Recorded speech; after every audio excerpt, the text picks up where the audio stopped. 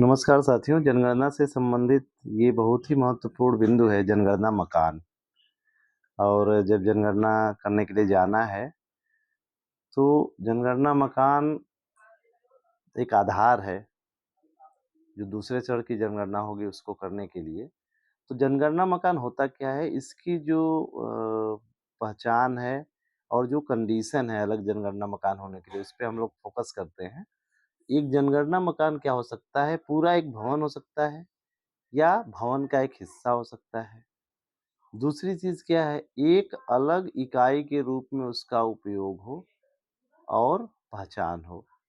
तो अलग इकाई के रूप में उपयोग या पहचान होने का मतलब कि अलग पर्पज़ से वो यूज़ हो रहा है, अलग लोगों द्वारा यूज़ हो रहा है, अलग मुख्य प्रवेश होना चाहिए। ये इम्पोर्टेंट कंडीशन है। जनगणना मकान अलग हम तभी मानेंगे जब उसका अलग एक मुख्य प्रवेश हो। सड़क से हो सकता है, साझे अहाते से भी हो सकता है, सीढ़ी से हो सकता है। तो ये अलग मुख्य प्रवेश की बात है। और क्या हो सकता है, भरा हुआ या खाली हो सकता है। इसका जो उपयोग है वो आवासीय रूप में हो सकता है, गैर आवासीय या मिश्रित, मिला-जुला, मतलब दोनों के रूप में हो सकता है। अब यहाँ पर जो जनगणना मकान है उसकी डेफिनिशन जो है, उसमें जो अलग प्रवेश द्वार है, अलग मुख्य प्रवेश है, ये अनिवार्य कंडीशन है। अगर हम 2 जनगणना मकानों की बात करें कि वहाँ पे 2 जनगणना मकान हो सकते हैं या नहीं हो सकते हैं। फॉर एग्ज़ाम्पल ये मान लीजिए कोई एक भवन है और इस तरह से 2 इसमें कमरे हैं। इसके वाले की एंट्रेंस यहाँ से है और इस वाले का एंट्रेंस यहाँ से है। तो ये दोनों के अलग हो गए एंट्रेंस, मुख्य प्रवेश, और ये मान लीजिए सड़क के किनारे हैं, यहाँ से दोनों में अलग प्रवेश हो गया। तो हम यहाँ पर इन दोनों को जनगणना मकान मान सकते हैं। कब मानेंगे? दूसरी कंडीशन क्या है? स्वामित्व की बात आ जाती है। स्वामित्व किसका है? तो मान लीजिए एक ही आदमी का ये दोनों है, ठीक है? और दोनों में लोग रह रहे हैं, तो हम इसको अलग-अलग जनगणना मकान नहीं मानेंगे। क्योंकि तीसरा जो इसमें मानने का क्राइटेरिया है, वो होता है पर्पज़। किस पर्पज़ से वो यूज़ किया जा रहा है, जो उस भवन का हिस्सा है, जनगणना मकान। तो यहाँ पर क्या है, ये 2 अलग एंट्रेंस होने के कारण 2 जनगणना मकान हो सकते हैं, बशर्ते इन दोनों का यूज़ अलग-अलग हो। अर्थात इसमें मान लीजिए परिवार रह रहा है उनका और इसमें उन्होंने एक दुकान कर ली है, तो उस कंडीशन में हम इसको 2 जनगणना मकान मानेंगे। मान लीजिए कि दोनों में परिवार रह रहा है, एक में भी परिवार है, इसमें भी कुछ लोग इसमें रह रहे हैं, कुछ लोग इसमें रह रहे हैं और उसी आदमी का परिवार रह रहा है।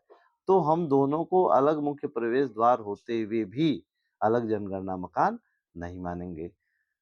तीसरी कंडीशन यहाँ पे अगर हम देख लें, तो दोनों में परिवार रह रहा है, लेकिन इसमें दूसरा रह रहा है और इसमें दूसरा रह रहा है परिवार। तो उस कंडीशन में हम दोनों को अलग जनगणना मकान मानेंगे। तो जनगणना मकान अलग से मानने के लिए जो अनिवार्य कंडीशन है, वो पहली तो है कि अलग से मुख्य प्रवेश द्वार होना चाहिए, तभी हम सोच सकते हैं कि अलग-अलग जनगणना मकान माने या ना माने। अगर ऐसा नहीं है तो सोचना ही नहीं है। अगर है तो फिर देखते हैं कि स्वामित्व क्या है, कौन-कौन लोग उसमें रह रहे हैं, एक ही परिवार के लोग हैं या अलग परिवार के।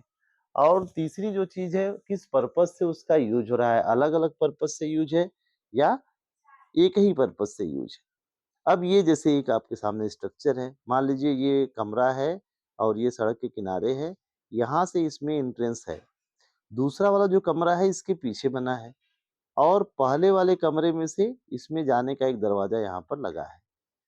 तो पहले क्या था कि 2 भाई थे, मान लीजिए दोनों लोग साथ में रहते थे। तो मिल-जुल के दोनों कमरों में रहते थे। अभी कंडीशन क्या है कि अलग हो गए हैं। तो एक जो भाई हैं वो इसमें रह रहे हैं, इस वाले में, और इसी में अपना परिवार उनका रह रहा है, खाना-वाना इसी में बनाते खाते हैं। और दूसरा जो है यहाँ पे परिवार रह रहा है। अब देखिए, ये जो दूसरे कमरे में रह रहे हैं, इनके लिए अलग से कोई प्रवेश द्वार नहीं है। ये पहले वाले इधर वाले जो हैं उनके कमरे में से होके तभी जा पाएँगे। अगर ये जो शुरुआत में जिनका सड़क के किनारे घर है, ये अपना घर बंद करके कहीं चले जाएँ, तो ये अगर अंदर है तो अंदर ही रह जाएँगे बेचारे और बाहर है तो अंदर नहीं जा पाएँगे क्योंकि इन्होंने तो अपना बंद कर लिया है। तो कहने का मतलब यहाँ पर हम 2 जनगणना परिवार नहीं मान सकते, भले ही 2 परिवार यहाँ पे अलग-अलग रहते हैं, क्योंकि दूसरे वाले परिवार के लिए अलग से कोई मुख्य प्रवेश द्वार नहीं है। तो ये अनिवार्य कंडीशन है कि जनगणना मकान अलग हम तभी मान सकते हैं, जब अलग से मुख्य प्रवेश द्वार हो। अब मान लीजिए इन्होंने एक दरवाज़ा अपना इधर से खोल लिया भविष्य में और ये अब इधर से आ रहे हैं अपने घर में, उस कंडीशन में हम दोनों को अलग-अलग जनगणना मकान मान सकते हैं। तो ये जनगणना मकान को मानने की कंडीशन है, सेपरेट एंट्रेंस होना चाहिए। इसके बाद स्वामित्व की बात हम देखते हैं कि एक ही स्वामित्व है या अलग-अलग है और फिर हम देखते हैं कि पर्पज़ क्या है यूज़ का। अब यहाँ पे कुछ यहाँ पे दिए हुए हैं जो पिक्चर हैं देखिए 1, 2, 3 पिक्चर इस तरह से है। तो ये पहली वाली में देखिए, जो है उसी को यहाँ पे दे दिया है कि 3 लोग रह रहे हैं, मिस्टर राव रह रहे हैं, इनका अलग से प्रवेश लग रहा है ना, सड़क के किनारे है, ये लोग अपने-अपने घर में जा सकते हैं, सेन रह रहे हैं, रथ रह रहे हैं। तो ये 3 जनगणना मकान हो गए, एक राव का हो गया, दूसरा सेन का हो गया, तीसरा रथ का हो गया। ये नीचे यहाँ पे देखिए एक ऐसे इस टाइप का बना हुआ है। तो इसमें अब देखना है कि क्या पर्पज़ है और डिटेल में अगले स्लाइड में यहाँ पे हम देखेंगे। ये अगर हम देखें तो ये भवन और जनगणना मकानों की बात करते हैं। ये देखिए एक अलग स्ट्रक्चर है, ये भवन है।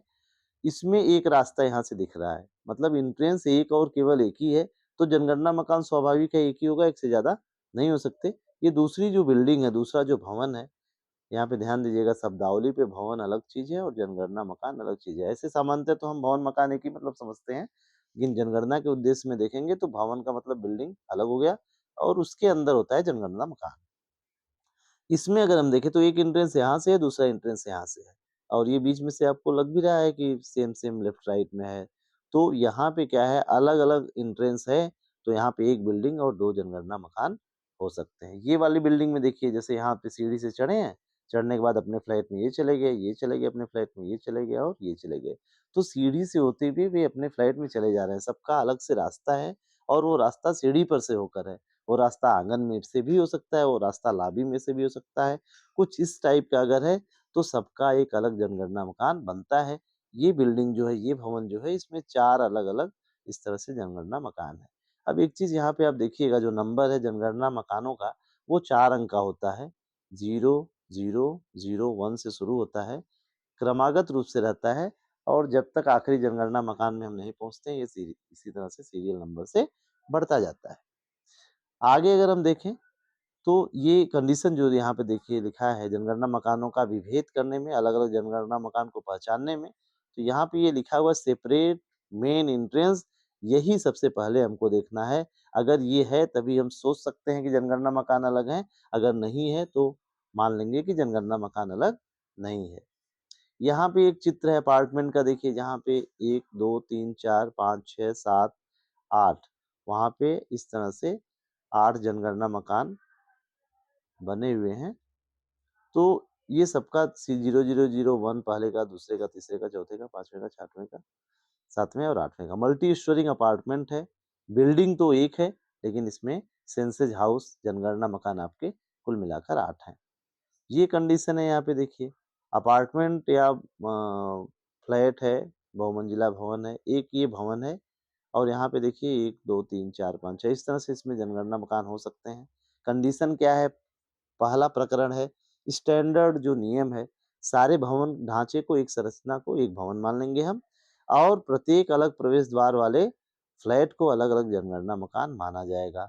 कभी-कभी अपवाद स्वरूप क्या होता है स्थानीय प्राधिकरण द्वारा एक-एक जो फ्लैट है उसको अलग से भवन संख्या दी जाती है। स्वामित्व तो सबका एक-एक फ्लैट का अलग-अलग होता है। तो ऐसी स्थिति में एक-एक भवन को हम एक-एक जनगणना सॉरी एक-एक फ्लैट को अलग-अलग भवन मान सकते हैं।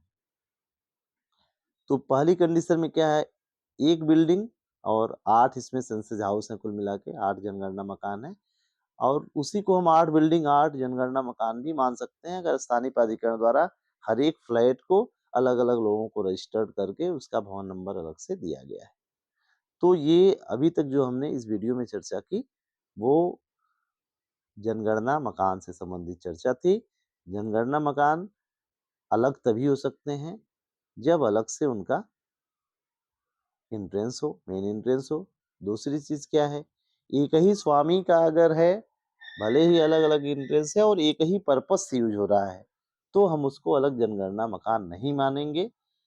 एक ही स्वामी का है, अलग अलग पर्पस से यूज हो रहा है, एक में रह रहे हैं, एक में दुकान है, तो हम दोनों को अलग अलग जनगणना मकान मान सकते हैं। तो ये आज की वीडियो में जनगणना मकान के संबंध में कुछ महत्वपूर्ण बातें थी।